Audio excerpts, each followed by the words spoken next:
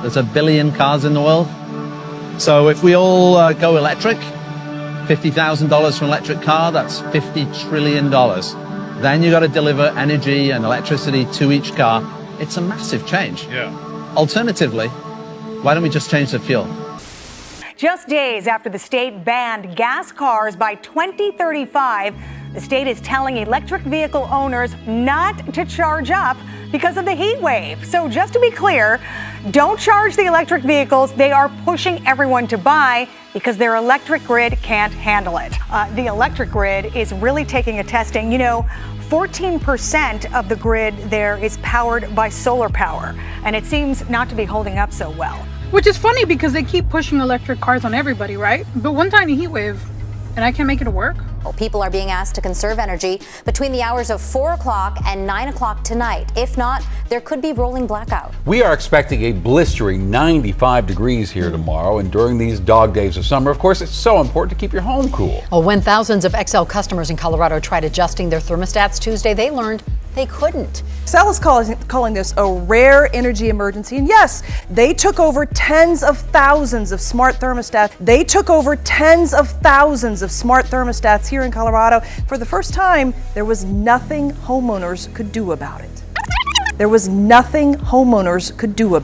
mean, I know that people are getting tired of these flex alerts, but the reality is without them, we could see entire neighborhoods without power. Now, right now, Cal ISO, which manages the state's grid, has put out an emergency alert 2. If it goes to a level 3, that's when we'll see those rolling blackouts begin.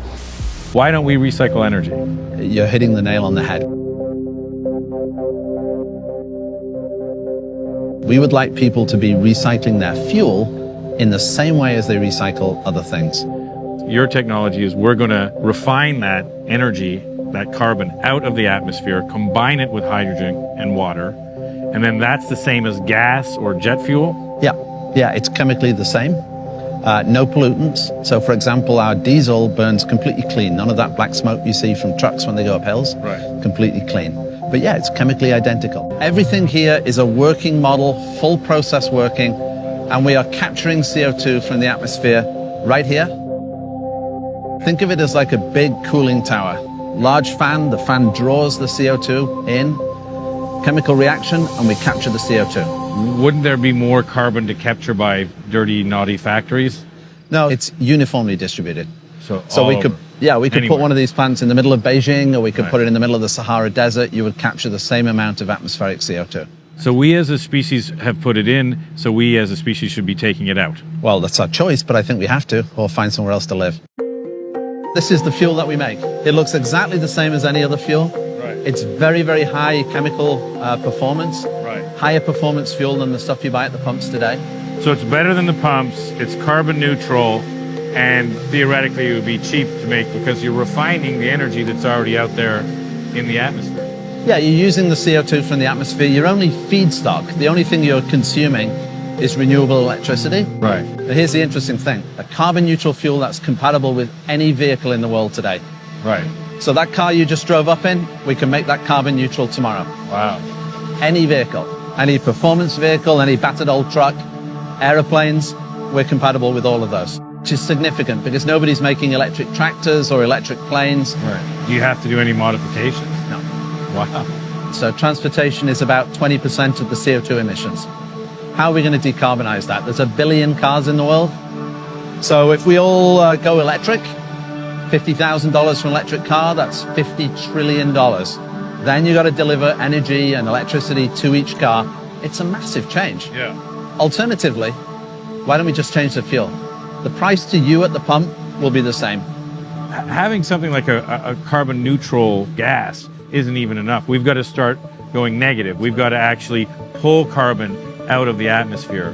Now, can this do that, and what's the plan You can there? take the CO2 generated here and bury that underground, and you get to negative emissions. Right. It's a hugely important thing. And how many do you need to scale it to get to carbon negative? You need less of these than there are power stations in the world today to net emissions out to zero. And how many is that? It's in the region of tens of thousands. If we are taking measures as we should be to remove emissions elsewhere, now you start getting to an overall negative emissions from the world. Why isn't the world rushing to Squamish, BC and saying, can we please make 100,000 of these? So first of all, we're open and ready to receive the world. Secondly, we've really just got to proof of concept here, and it's working. So the next step for our business is to expand across the globe, make carbon neutral fuel, and when the scientists and the governments decide that they need to do negative emissions, the technology is ready. Remember when Kamala told everybody to go buy electric cars because gas was getting too expensive? So being the law-abiding, blind Biden supporter that I am, I went to go buy an electric car. This morning, California announced that if you have an electric car, you shouldn't charge it because we don't have the infrastructure to support electric cars. Which is funny because they keep pushing electric cars on everybody, right? They're supposed to be better for the environment. But one tiny heat wave, and I can't make it work? Well, that's irresponsible, California. But it's okay, guys, because I am currently charging my car at a station that is fueled by oil. Here's the green future of California. Our electric vehicles sitting here on display to tell us that they're making a change. What's that? A diesel generator running this whole thing. It's been on all night. Oh wait, I know why it's green. It's got green diesel in it. Well, you juxtapose the two headlines. What they just passed, this requirement by 2035, no more cars powered by fuel.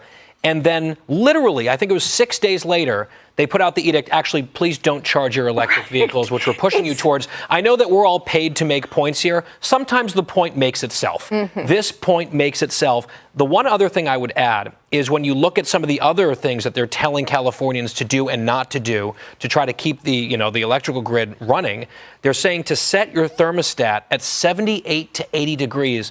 When it comes to public transportation, remember, it's not just private cars. These vehicles are going to be transitioned if they have their way. How are they going to keep that much power demand to drive a bus or tandem buses going on a regular basis in a 24-hour need like a Los Angeles, San Francisco, a lot of San Diego and other areas as well? Then go further inland, go into Mendocino Valley, go into areas like Fresno. This isn't the Netherlands where you have wind patterns that can drive windmills as they do over there. California doesn't have that. And when you put aside the NIMBY principle where they don't want them off the coast, so the rich elites in Malibu and, Gavin Newsom's relatives can see them. Fact is they can't support this. When you look at energy and take Elon Musk's latest statement that to have a sustainable world, it will, to paraphrase, it will fall under its own weight without oil and gas. That is simply fact. And you need oil and gas to make parts for those electric cars, fossil fuels and all the components of petroleum, the rubber, the various sealants, the various lubricants. Think of everything that goes into it, along with the rare earth minerals, which you get when you do extraction of fossil fuels. I mean, this is not insane. This is beyond stupid.